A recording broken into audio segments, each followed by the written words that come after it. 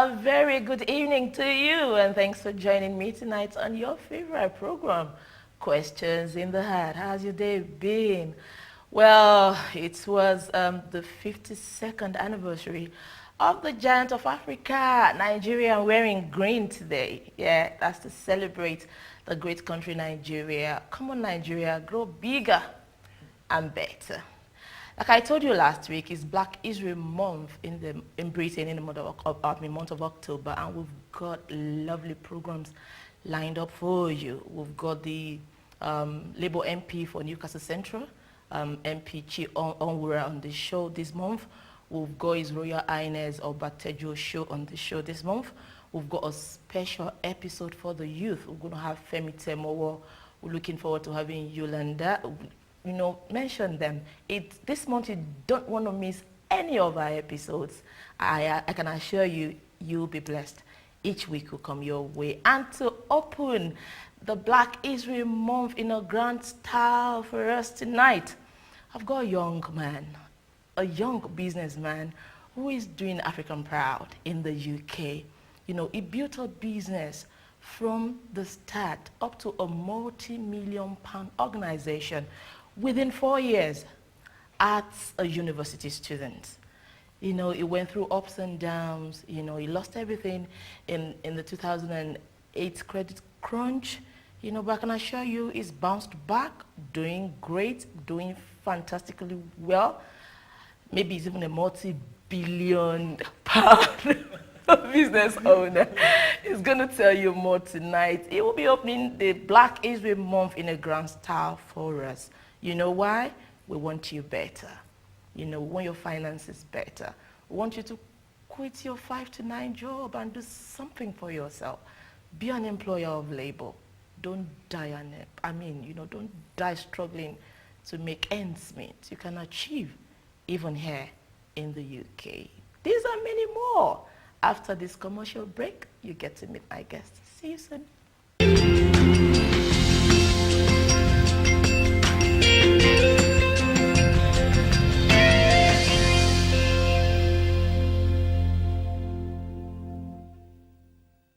Hello, ladies. It's time to be empowered, motivated, and encouraged at the Liberty House Women of Virtue Conference 2012 with the theme Kingdom Women Leading Women.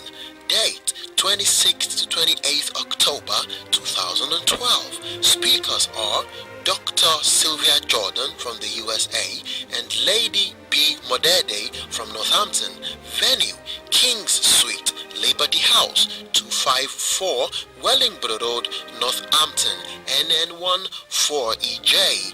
Time Friday morning session 10 a.m., evening session 6 p.m., Saturday morning session 9 a.m., evening banquet 4 p.m., Sunday morning session 10:30 a.m. For more information and to register, please call 0796 087 7219. Liberty House sponsors Black History Month on Questions in the Heart.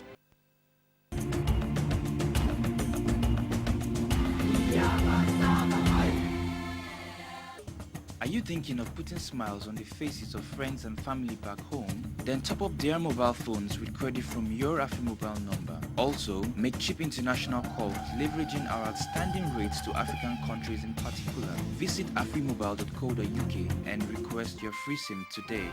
AfriMobile, connecting love. Afrikiko Bar, Restaurant and Nightclub. For all your African and continental dishes, come to Afrikiko Restaurant, Bar and Nightclub. Banku and tilapia, fufu, fried yam, pounded yam, egusi and many more. Excellent food range. Fully stocked bar, professional catering services, late night license, Afro entertainment, fully air conditioned. Afrikiko is a perfect spot for your special event, parties, weddings, meetings and private functions. Call us for a reservation today. Time Monday to Thursday 12 noon to 1 a.m. Friday to Sunday 12 noon to 4 a.m. Locate Afrikiko Restaurant, Bar and Nightclub on the Old Kent Road, London SE15 1NX. Telephone 0207 315-150 or visit www.afrikiko.uk.com. Afrikiko Restaurant, Bar and Nightclub, a place to be.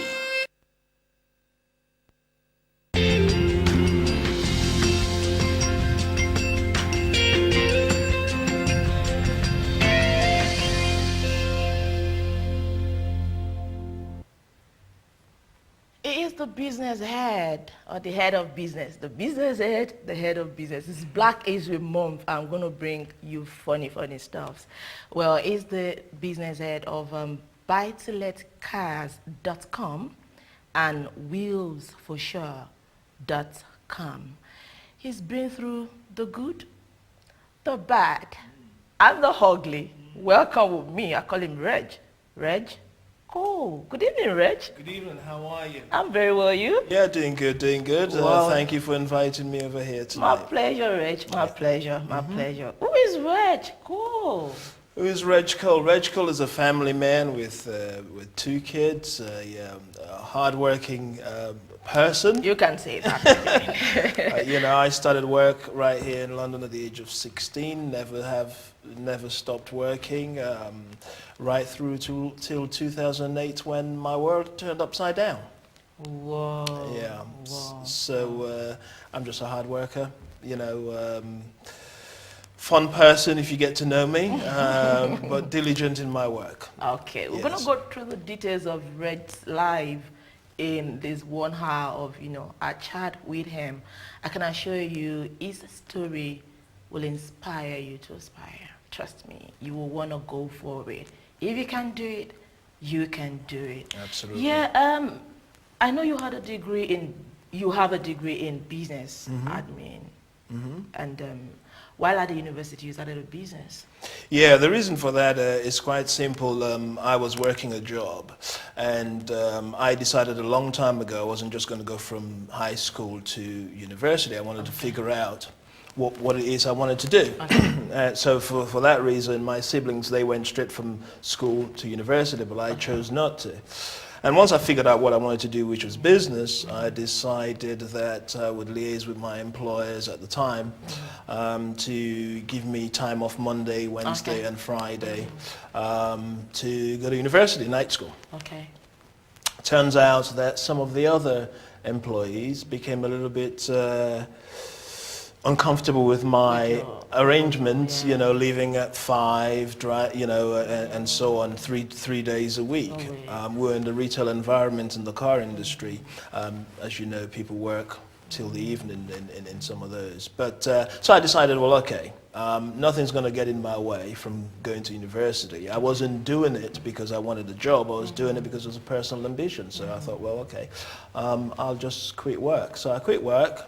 That was in September of 2002, I believe, or 2003, 2003, and started my business on the 1st of December 2003 by myself with a savings of £23,000. 5 years later, it was turning over £1.25 million. While you were still in school? Well, I just finished school 1 year after that, so it was 4 years of night school. So 2000. 4 years of school and business. Yes. So 1 year later after that, so the 5th year, the business was turning over £1 million £1.25 million at this point. You probably heard of it, Credit Lab Finance Solutions. Yeah. It was on television, on the buses, radio stations and so on. So it was good business. Wow, you were doing really great then. We're doing really well. We were the best. The company that we worked for that produced 98% of our income, we were the #1 dealer in London and South East. And I did something quite different. Here we are selling cars with no, we didn't have any stock or anything like this. We used the Toyota principle just in time. So you would come to me and would get you the finance, would agree what your monthly payments are going to be, and we'll get you the car that you said you wanted. Just like that. So, my money was not sat on dead stock sitting in the parking lot. I didn't have to pay all these costs. So it was good business. It was good business. Wow. Okay. So what happened to you in 2008? 2008, I can remember the dates quite clearly. It was April 15th. Just that morning woke up. It was a beautiful day. I had my daughter, who was 1 at the time, to take to St. George's Hospital for a little operation. She had a little mole on a leg, so we took her to hospital. It's a beautiful day. We came back. In fact, she heard Daddy's advert on the radio as we were driving, and that sort of exercised my mind a little bit that she was awake from the recovery. So I went back to work, stopped off at one of my offices in Streatham, stayed with the other guys in the office, and then we got this phone call about 5:30 that afternoon to say that the company that produced 98% of the business was going out of business. Come on. So the person that was on the other end of the phone was crying. So I said to him, Steve, I said, Steve, why are you crying? You can come work for me. He says, no. He said, Reg, he said, I'm crying because this is going to affect you also. He said, because that's it. That's the end. We can't. 98%? 98% of your income. So imagine if your income is, I don't know, let's just use a figure, £10,000, and let's just use that figure for example, and 9,800 of that income was gone. And then you got staff and premises to deal with. So that was the beginning of a very difficult time. Wow. Okay, so what can you tell us more about your challenges during this recession? Okay, during the challenges then, I would say some of the lessons is, number one, you shouldn't be afraid to use the facilities that are there for you to use. For example, I had Downing Street involved in my case. I had Lord Mandelson's office involved in my case. Now, they pushed as best as they could with the banks to say, well, listen, this guy had a viable business. Wow. One of his suppliers has gone under.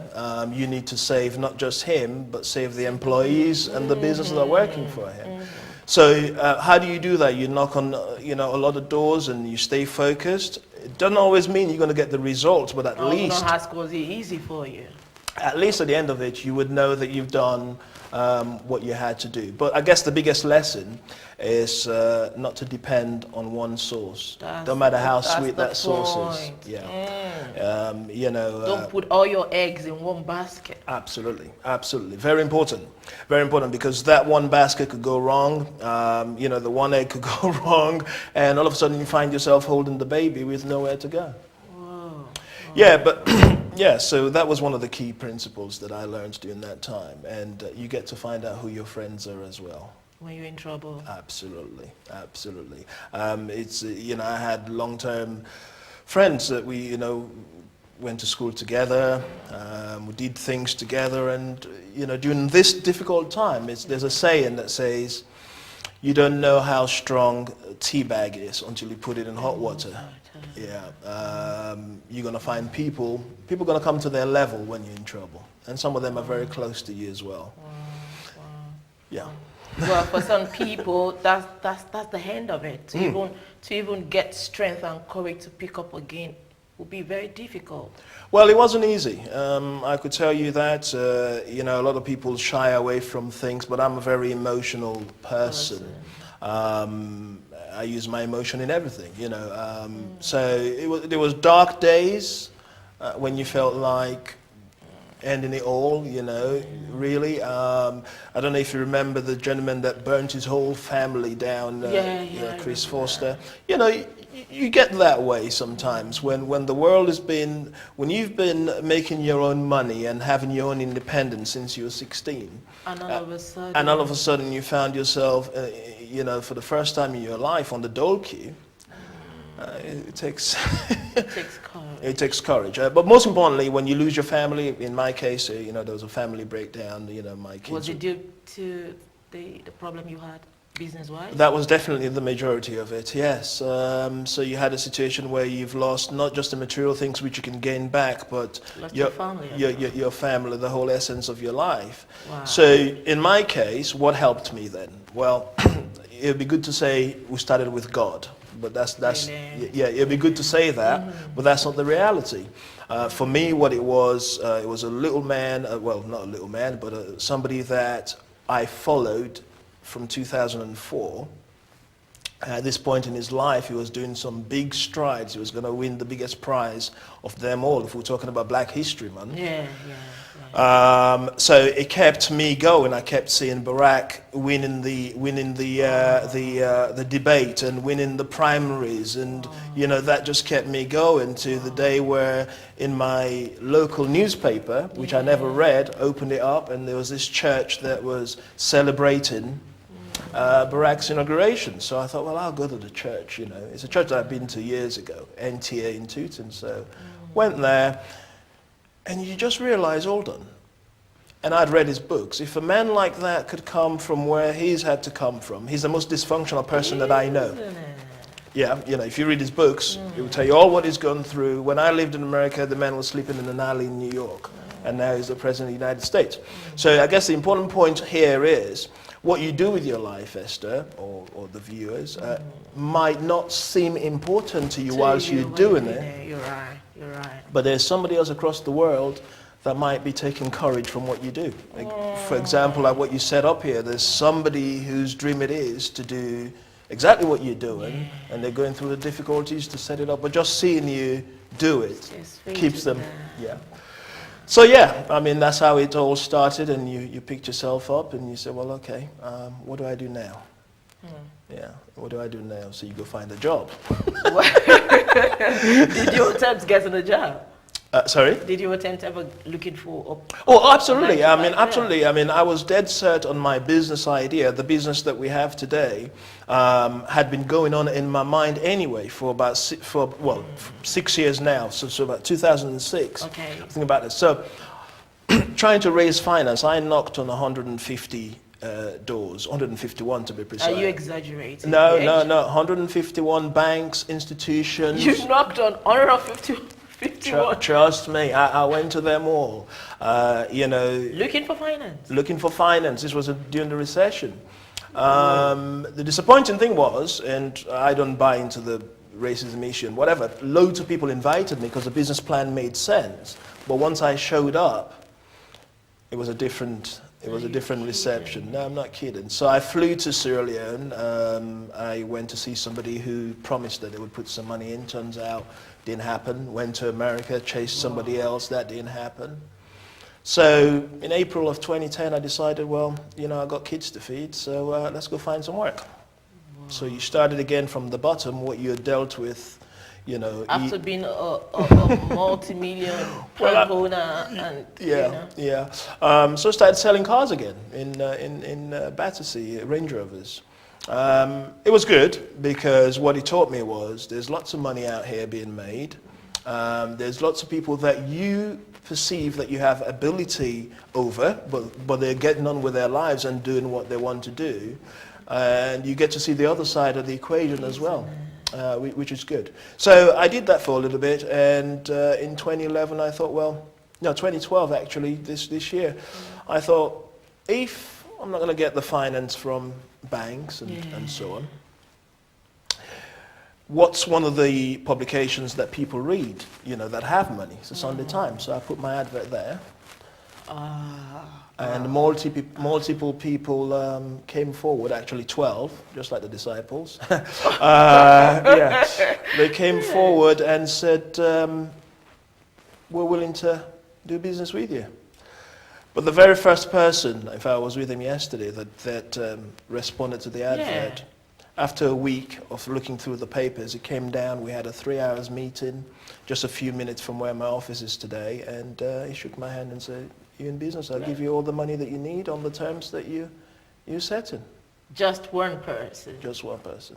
One meeting, one person. After knocking on over 150 doors. 150 doors, all the big names. I'm not talking about your retail banks, all the big institutions, the capital partners, and so on and so forth. Wow. And one person showed us, come on, give me the. Did they give you an open check? Did they give me what? An open check. Oh, no. What he did was, he said, no, an open check. He said, I want you to get your lawyer, my lawyers, to write the documents. I just want one page. I don't want streams of paper. Just one page to say that I'm going to give you all the money that you need Are you going to do business on the well? equity, and you supply me the bank account, and I'll pay it in there, which is exactly what happened. That was it. In fact, the only other time I've seen him was yesterday. He came down and saw me yesterday. Yeah. Wow. So there you are. Wow. There's some good out there if you look for it. Whoa, there are some good out there if you look for it. Don't take no for an answer. Absolutely. So, Reg, in the midst of all these, what struck you most? And how can we avoid such pitfalls in business? Yeah, in terms of business, like I said before, is not depending on one thing, not depending on one entity for your income, never mind how safe. We've seen it with people who would probably get a contract from the government, and especially where we come from in Africa, that's a common thing. When the government changes hands, all of a sudden your lifestyle changes. Yeah, but it happens here as well. You know, with Labour, you know, Liberals and everything else. Once you know, things position change. So you don't want to depend on just one thing. You want to expand your base. Enlarge your course. Yeah, you know, expand your base. When you do that, what you do is you minimize the risks. You know, Paul Getty, one of the richest people that ever lived, said, I'd rather have 1% of 100 units, than 100% of one unit. Because when the one unit breaks down, you're gone. Okay, before we go on our first commercial break tonight, Reg, what do you do now? How does your business work? Okay. Well, we've got two businesses. What we've done is we're replacing the banking function. We're not replacing the banks, okay, and we're not bashing the banks either. Prior to 2008, what you had second and third tier funding for cars. Yeah, so in the showroom, they would, you know, if the manufacturer said no to you, there would be another finance company that would say yes. Okay.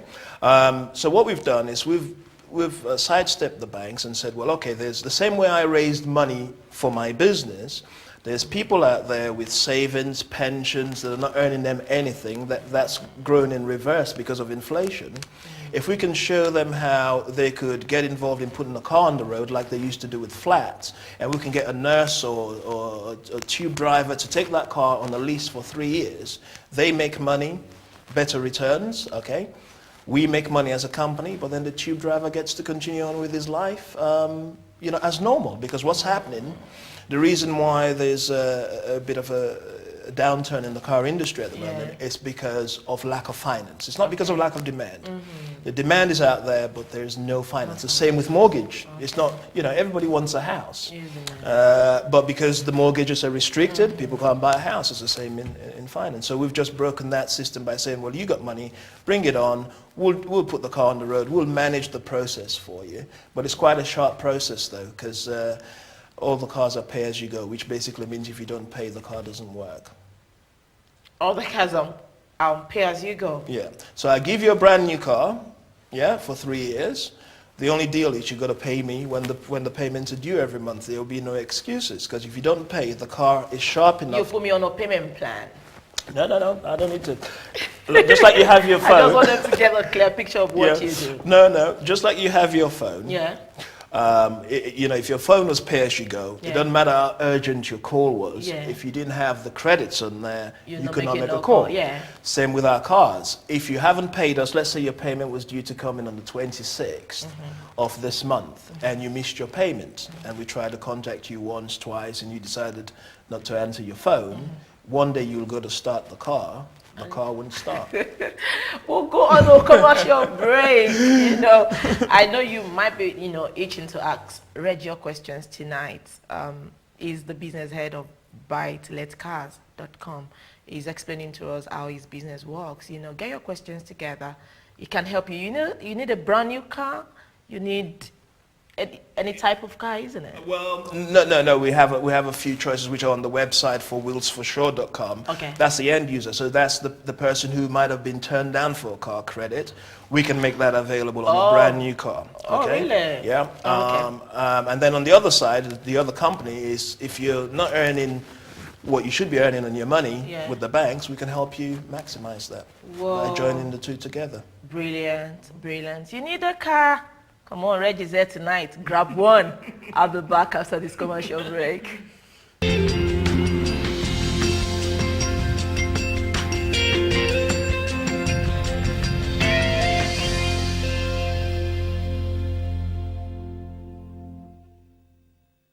Hello, ladies. It's time to be empowered, motivated, and encouraged at the Liberty House Women of Virtue Conference 2012 with the theme Kingdom Women Leading Women. Date 26th to 28th October 2012. Speakers are Dr. Sylvia Jordan from the USA and Lady B. Modede from Northampton. Venue King's Suite, Liberty House, 254 Wellingborough Road, Northampton, NN1 4EJ.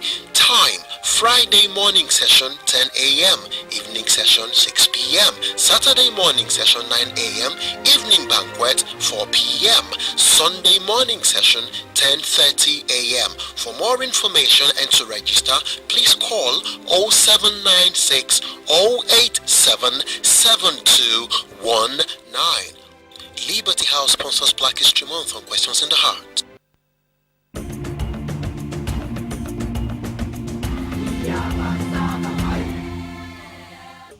Are you thinking of putting smiles on the faces of friends and family back home? Then top up their mobile phones with credit from your AfriMobile number. Also, make cheap international calls leveraging our outstanding rates to African countries in particular. Visit afrimobile.co.uk and request your free SIM today.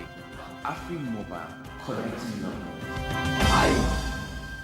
Afrikiko Bar, Restaurant and Nightclub. For all your African and continental dishes, come to Afrikiko Restaurant, Bar and Nightclub. Banku and tilapia, fufu, fried yam, pounded yam, egusi and many more. Excellent food range, fully stocked bar, professional catering services, late night license, Afro entertainment, fully air conditioned. Afrikiko is a perfect spot for your special event, parties, weddings, meetings and private functions.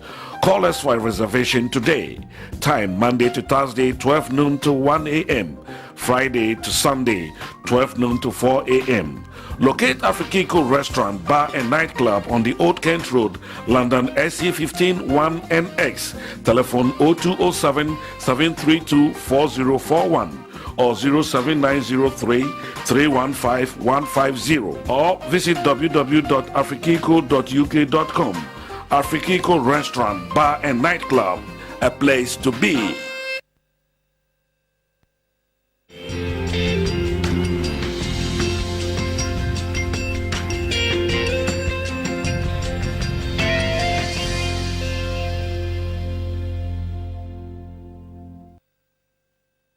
It's been Reg Cole with us on tonight's edition of Questions in the Heart, looking at, how to, raise, build, and survive a business in the United Kingdom. Reg, you all right? Yes, I'm fine. Thank you very much. It's been good so far. Yeah. So, considering the present economic realities, what industries will you advise or consider safest for people to launch into? You want to consider things like foreign exchange. You want to consider things like child-minded business. You want to consider food business. You want to consider opening up a store to cater for, the needs of the minority. What area, what field will you say is the safest to launch into business-wise? I know there are thousands of Africans there who would want to have a business of their own like you, want to be a business owner like you, Yeah. What will you advise? Yeah, okay. One of the things is the child-minded business. Like I say, we've got 2 kids, the private school and so on. But the child-minded business is a big business if it's done properly. I know it's difficult. And I know there's all kinds of legislation and so on and so forth that goes with that. But in the dual parent, working parent lifestyle that we lead today, if you can set up a proper child-minding institution. You start from small, not necessarily in the neighborhood where you live. You can live where you live and go set up a child-minding in a semi-affluent area where you have middle-income people working that can afford to pay the sort of cost that it takes for a child. That's a very good and simple business to do. Another business that's really good, and I haven't seen this yet, that would really work. There's a book by a gentleman called John McCormack. It's called Self-Made in America. Self-Made in America started with $80,000. He was a hairdresser, it's a barber's. Okay? But the thing is, I struggle to find this. I've got loads of friends that are barbers. Sometimes I give them that book to read. If you get on today with the professionals that we have within the African community today that want a different kind of treatment, and you start a barber shop from scratch, but tailor it to suit those people, i.e. what I'm saying is, you're not trying to be a snob, but what I'm saying is you're taking appointments rather than them just turn up and sit down and waste their time. Time is very valuable to these people. You're switching your mobile phone off when you're cutting their hair and so on. And the store is clean, music is nice and soft, not loud. Sooner or later, you're gonna be getting a reputation as a place to go, and then what you do is you duplicate yourself, in different boroughs. So I know that if I'm caught in Victoria and I want to cut my hair, which is far away from home, I know if I go down to Clapham Junction and go to Esther's, it's the same treatment, even though Esther, the founder, is not there. That's very important. A lot of businesses that we get into, it tends to be about the personality, which it shouldn't, because you're not going to be able to grow. Isn't it? If you think about We're in Faith TV, if you think about Jesus, if he was just the only person that could talk to you, we'd be in trouble today. So you're going to be able to duplicate yourself. So that's one good area, but child-minded is another. But above all, I think for those people, especially in areas, of food and so on, that could set up a semi-professional supermarket for us, for our type of people. You go to the Chinese cash and carry, and it's all nicely set and professionally run. You go to the Indian cash and carry, it's the same thing. If we had that sort of enterprise going on, or if somebody out there that has the knack for that sort of thing can develop that sort of venue, it would make a lot of sense. Because what you don't want to do, Esther, is it's easy to talk about the industries. Yeah. And anybody can pinpoint an industry. Yeah. But if you're starting off as an entrepreneur yourself, you got to have the love of what you do. Wow. Very important. Right. If you follow the money, you're failing already. If you would not do it for free, then it's not something that you should consider. Never mind what the margins are. Isn't it? Yeah. So we talk about food is important. Child mind is not going to go away. Yeah. People want to do their hair today. I mean, I know I do mine every 2 weeks or so. If I could do it every week, if I had the time. But when I go in, I don't want to be sitting around. I don't want somebody talking on the mobile while they're doing my hair. All of these things. So what you look for, you do the Branson technique. If you look at Richard Branson, all through, apart from this launch into space, all through all of his businesses, all he's done is done something slightly better. Wow. Just look at the portfolio. It's just done something slightly better, slightly different, and you just follow the same path. Wow. Yeah. Wow. That's brilliant. How would you say fundraising for business is like these days? How can people approach looking for finance to start a business in the UK?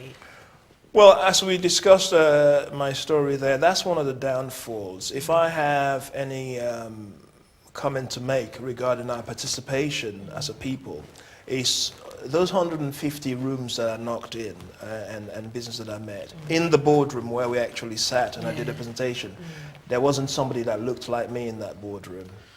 Wow, okay. Here we go. Yeah, so there might have been a receptionist or somebody else, but there wasn't somebody that looked like me where the decision was being made. So right from the start, the odds are stacked against you because, people look for difference. When it comes to nitty-gritty, you would look at the fact that you're Niger and I'm Sierra Leone and so on, when it comes to that. But you got to be innovative.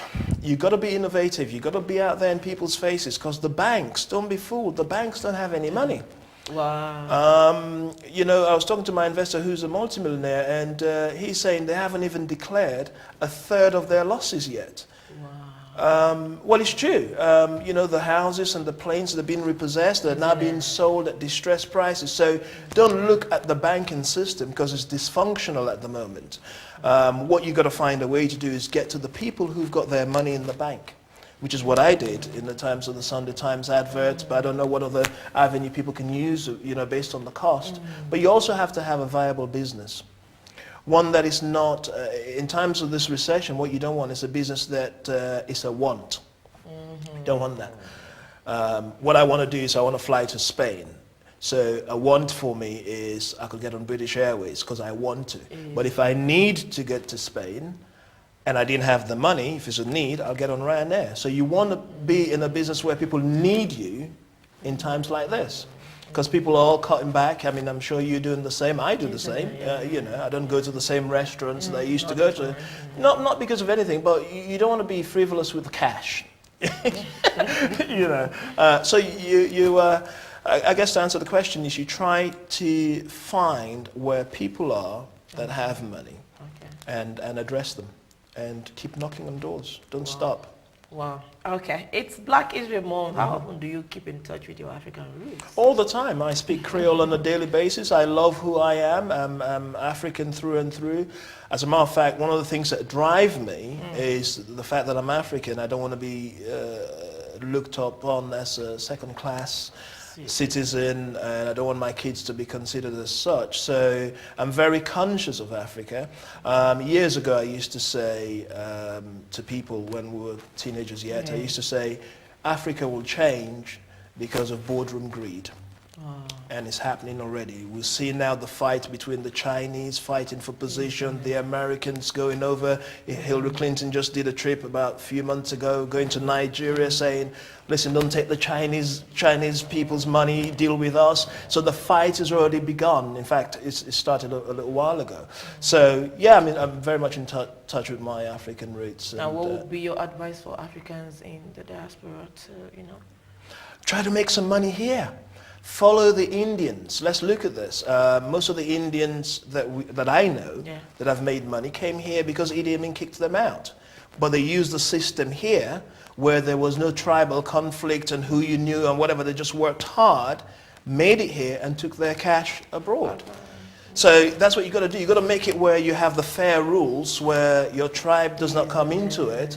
You can't, you know, I say to people, it's like you and I don't know if you had streams of classes in Nigeria where you had, you know, class A, class B. You can't say, well, I can't do it in class A.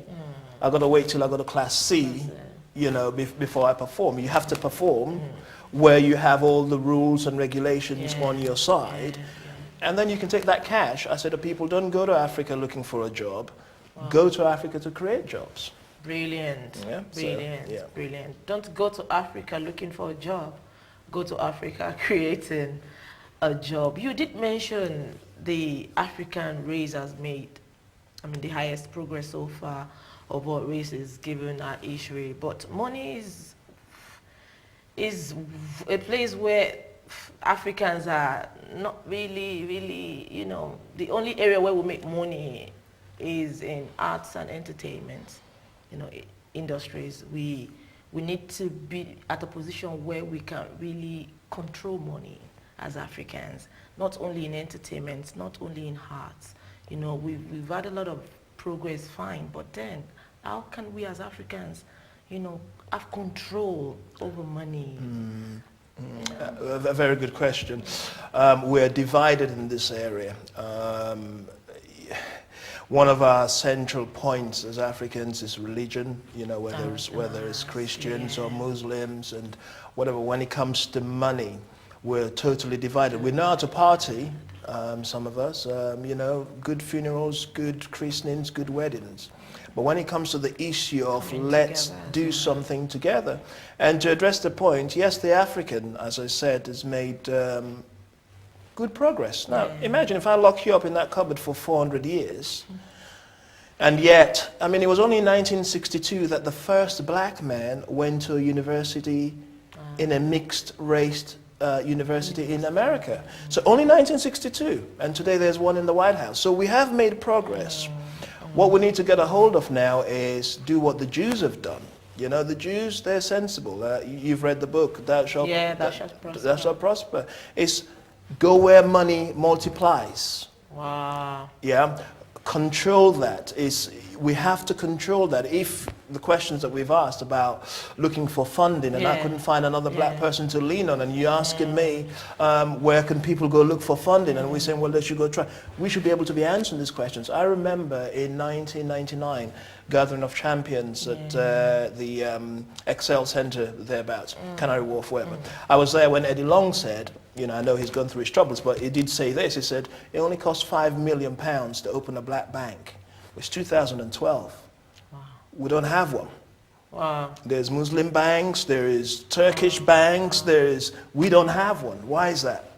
Wow. We drive nice cars, we party hard, Houses. we don't have one. So what's going on? Too bad. What's going on? So Wow. yeah. So we should put forces together, unite together as Africans. You know, let's get together and get something great done, isn't it? Absolutely, it's time. I see a lot of people, and I used to say this, I said, if you've come all the way from the tarmac where you left, Nigeria, you know, Ghana, whatever, and your biggest aim is to have a house on a mortgage and a car on hire purchase, you might as well not go through the strain of poll tax and community charge and all of this and just go back, because that's all it is. You know, you can feed yourself in Africa, you can put a roof over your head. Do you need a car? I don't know. So why bother? We must do something more. You know, to go through this cold weather and shiver and all the arthritis that we have to put up with, you need to show something for it. You're very right. You're very right. So who is your favorite black hero? It has to be Nelson Mandela, and I don't say that just lightly. I mean, I'm talking about a guy who had a beautiful wife. Every African man likes a beautiful wife. Had children, had the education, and he thought, well, I'm going to fight for people who don't know me, and I don't know them, but I'm going to fight injustice at, this is big, at the price of being with my family. Okay? That's a big one. That's a big one. That's another thing that we do need. I see a lot of people, including myself, but a lot of people start off with a dream. They have a dream, and they're looking for the victory. Wow. But what's missing is the middle bit. There's a struggle, and it's not a straight line struggle. You start off, the struggle goes away for a little bit, and then the struggle comes again. You must be willing. Tell people it's like nature, you know. You start off with your husband, you get married, you say, well, let's have a baby. It's a nice thought, yeah. So you go through the process of doing that. And then the struggle is when you're pregnant with that dream, that purpose. There's morning sickness, there's the foot getting swollen, and so on.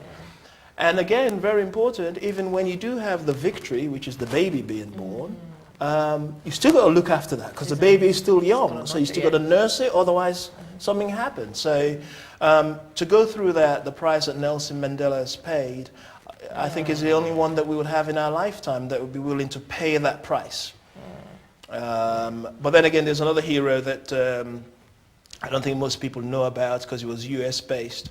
I don't know if you know the first black billionaire. In the US? Well, the first black billionaire in the world. Oh, in the world? Yeah. Wow. His name was Reginald Lewis. Did you know about him? I think about it by him. Reginald Lewis. He wrote a book called Why Should White Guys Have All the Fun?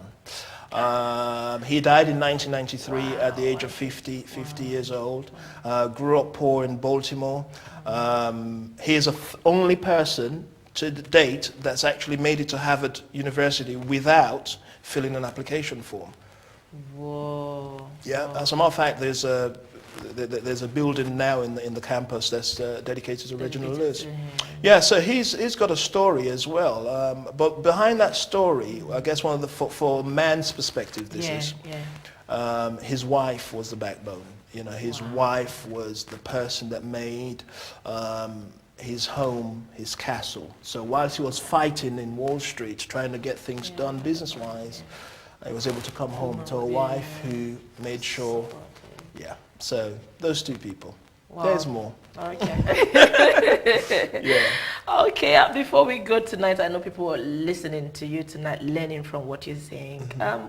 What other business tips do you have for people out there today who are, you know, ready to give you all it takes to be a business owner and make something better out of life here in the UK?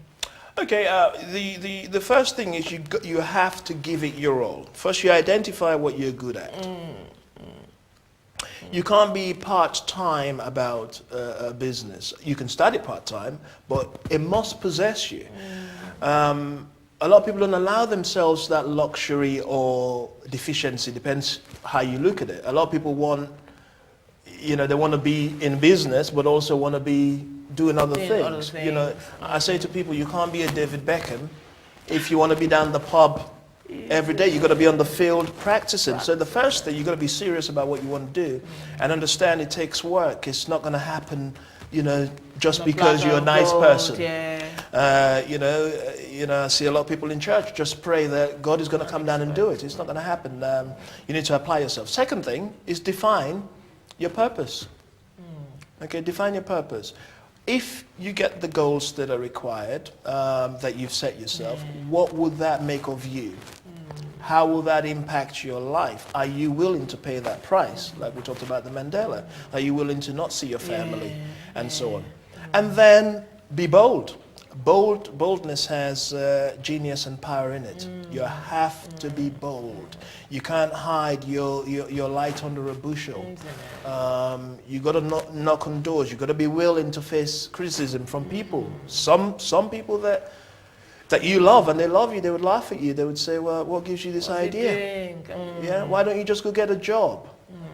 My question to the people that say that is, so if everybody thought the same way about just getting the job, who would create the job? Exactly.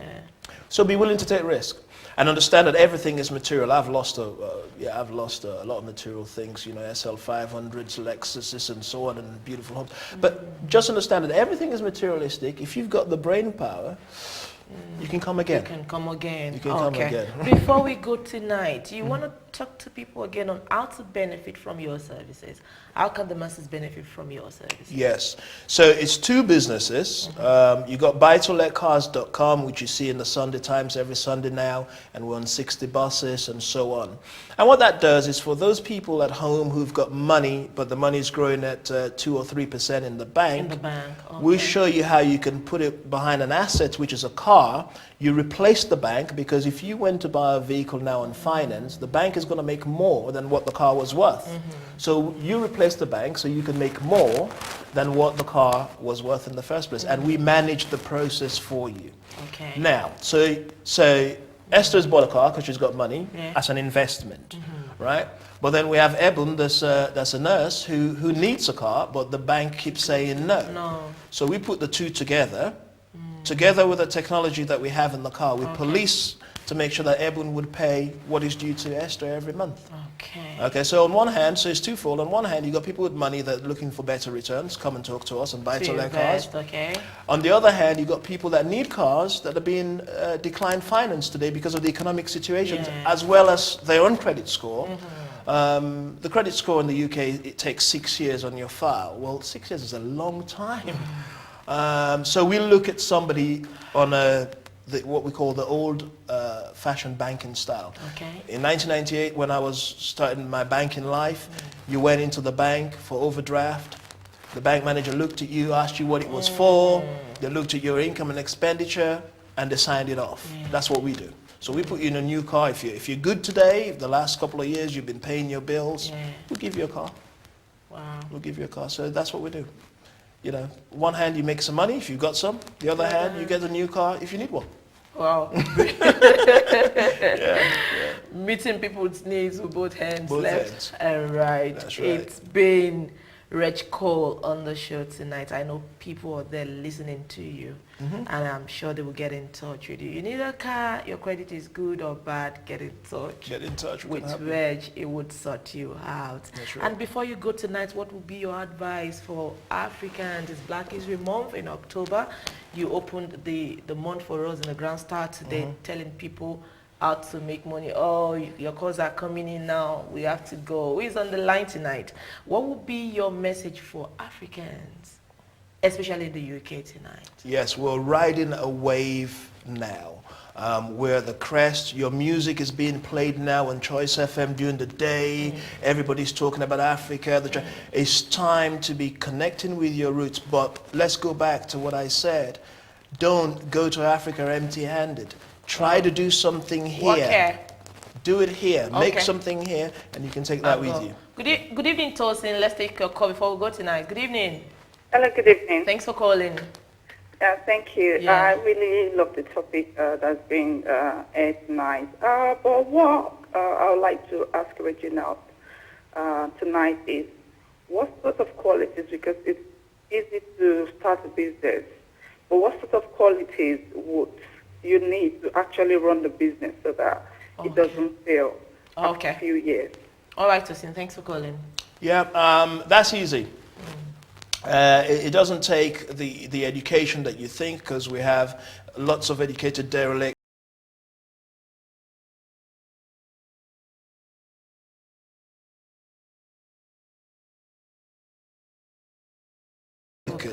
People come in, they would want to sway you, they would try to give you suggestions. But if you've got your plan, by all means be flexible enough, but don't be wishy-washy about what you're doing. You've got to stay focused and stay on top of it the whole time. That's very important. Stay focused. Yeah. That's the message tonight. So you were telling Africans to make money here and go invest at home. Let's make money here, and for those that want to go invest at home.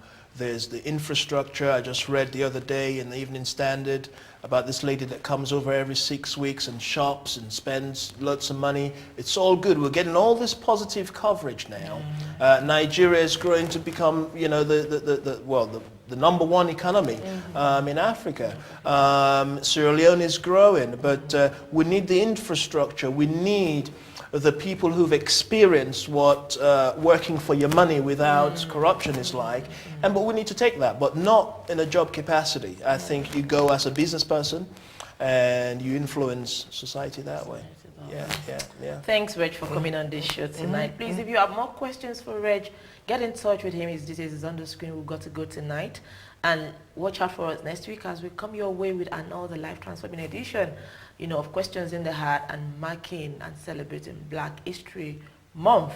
You don't want to miss any of our programs. And if you want to catch up on any of our programs, just log on to www.questionsintheheart.com. We've got a store there where you can buy materials that will bless you, Get back to us, feed us back. Let's together make Israel. Thanks for coming on this show tonight. Thank you very much. Thank you very much. I'm coming for a brand new car. Fantastic. I'll be looking forward to you.